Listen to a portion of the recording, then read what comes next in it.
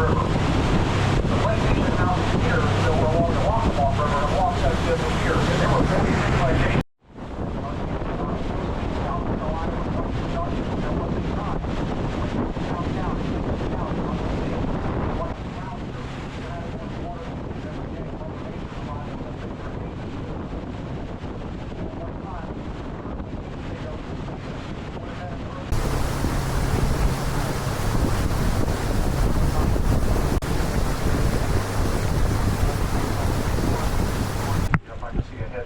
Top there, or can I? Well, I did. Okay, there we go. You can see it.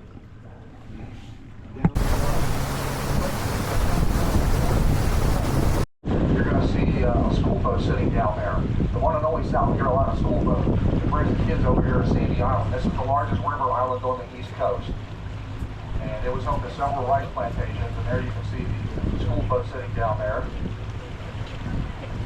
And these people have no connection to the mainland, no bridge or ferry. Everything you see over here had to be carried over here. The little general store that you see right here, it's closed because of termite infestation. This is a tour boat that runs out of the marina. It is the old school boat.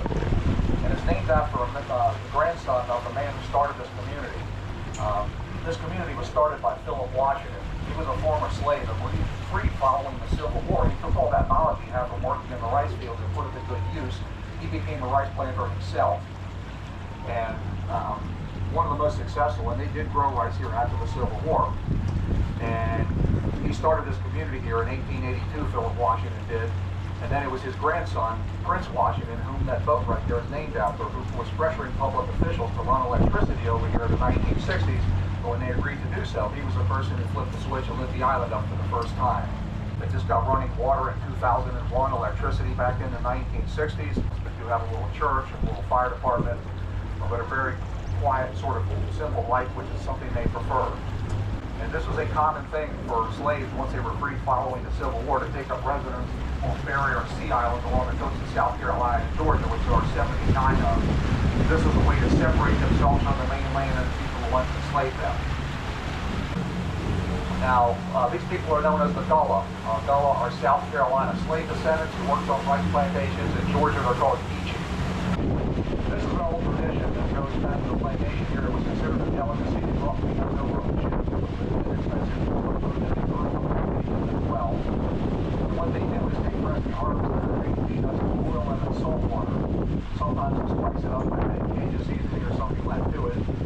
And the end result is you get a peanut shell that's soggy and pulls off of the peanut with no resistance. The peanut itself is not like the crunchy ones, but you are totally eating the texture of a kidney bean. When you ask people about boiled peanuts, there is no gray area. People either love them or hate them. Something they call swamp beans, we associated it with something called the miasma. This big cloud of dust in the sea that goes on over the rice fields, and regardless of the planter figured out the beach was a safer place to be. In the wintertime, after the harvest, there wasn't much of anything to do. There was hardly a tree where it could see it.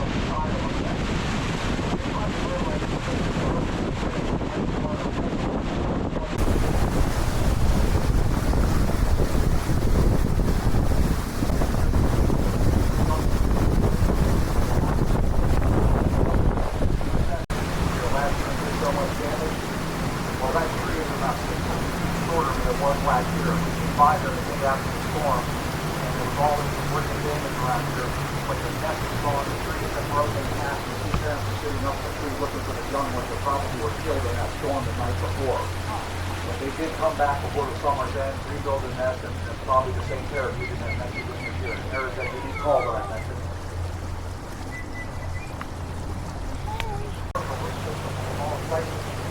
Not only do they have rings of that, but real vertically like that. They did right there.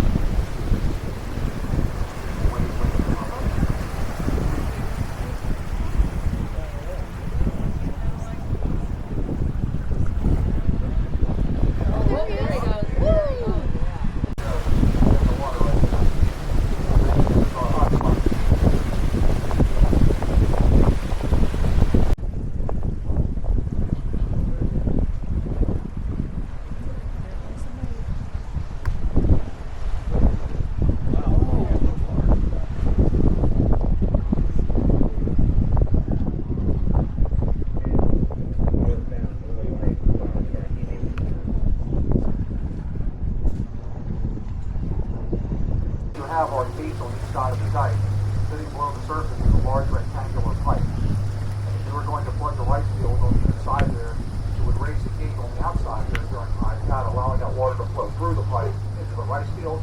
The water pressure would seal the inside gate, keep the water in the field, and when it was time to drain the field, you would just simply reverse the process and raise the gate on the inside of both times after the water goes. Very clever, effective method of applying the tides using that Mother Nature filter.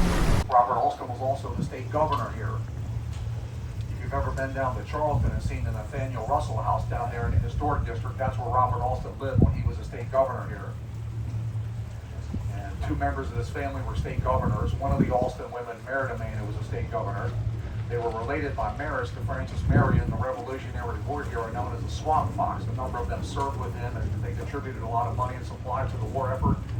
And they owned a huge network of plantations in Georgetown County. So a lot of early Georgetown, South Carolina plantation history can be traced to the Alston family. We hear that name more than once as we go along here.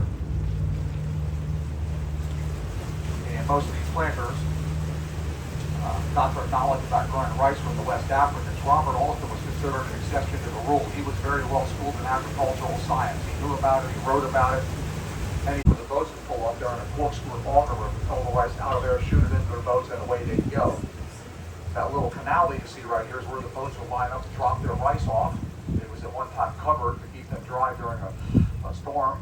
And then on the right of the canal there, under that equipment back there, is the old smokehouse where your meat and fish had to be cured. There's that great blue heron flying away. You can see the huge wingspan on that bird.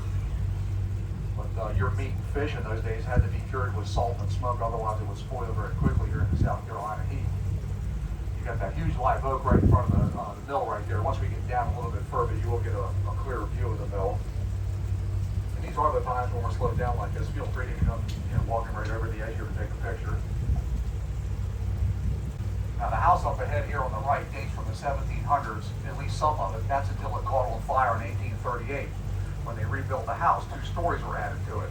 The older wing you see on the right with the dormers there is part of the original 1700s construction, so this one goes way back. And then you have the 4 stories there. It looks like they're doing some painting up there now. And your kitchens, I mentioned earlier, your fire was a big problem. So many houses being burned down back then. Your kitchen was never attached to the house because it was a fire hazard. If your kitchen caught on fire, it might burn your house down. So the kitchens were built separate from the house. But if you had a raised English basement like this house does, you might have a winter kitchen. And the idea was that cooking in that kitchen, the heat would rise and help to heat the house. Far above that swing right there. We typically see the worst flooding in these creeks and rivers around here 2 and 3 weeks after the storms have left, because these storms drift up into North Carolina, dump all their water, and it all comes down here. It will rise during the storm, of course. You get 12 inches of water in one day, but the worst usually comes later. And if you're wondering how this man made his money, you may have seen something known as the Monster Coupon Book. You see it in grocery stores, hotel lobbies and stuff. It gives people the opportunity to advertise their boat tour, their dry cleaning business, or pizza, whatever it is he was selling.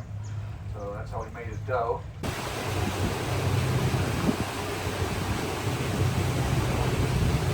And as we go by the gazebo there on the right-hand side, if you look behind that as we go by, you'll briefly get a glimpse of a little white building back there. That is the old commissary where the enslaved people would go to get their provisions. As I mentioned, these people who own these properties are not only required to maintain their plantation homes, but the outbuildings that were part of plantation life in those days, such as slave cabins, kitchens, and so forth. Schaefer once owned this property, a planter from Philadelphia, one of the few northern planters here in the area.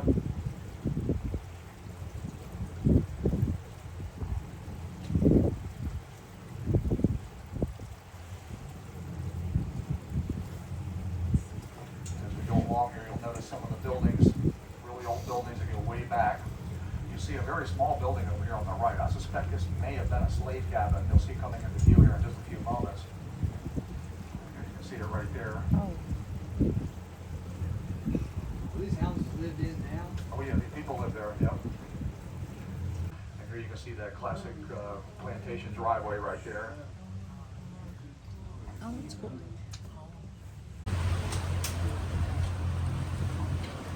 I would venture to guess they have maids over there because that is a lot of open year-round where you can go there. Some even have a bed and breakfast or a restaurant there. In Charleston.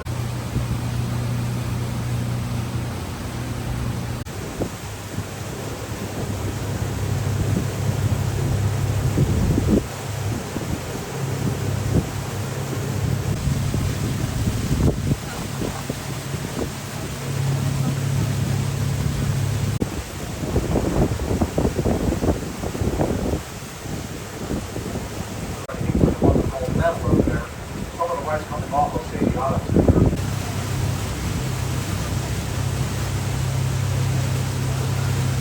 From the Waccamaw River and Waccamaw Plantations, essentially an acronym, if you will.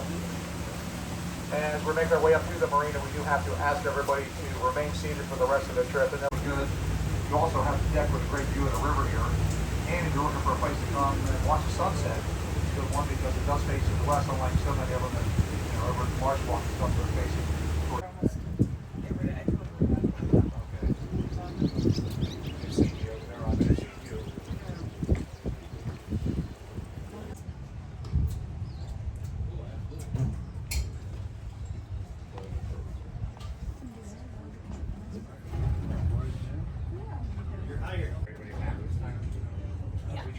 This time. Most of them.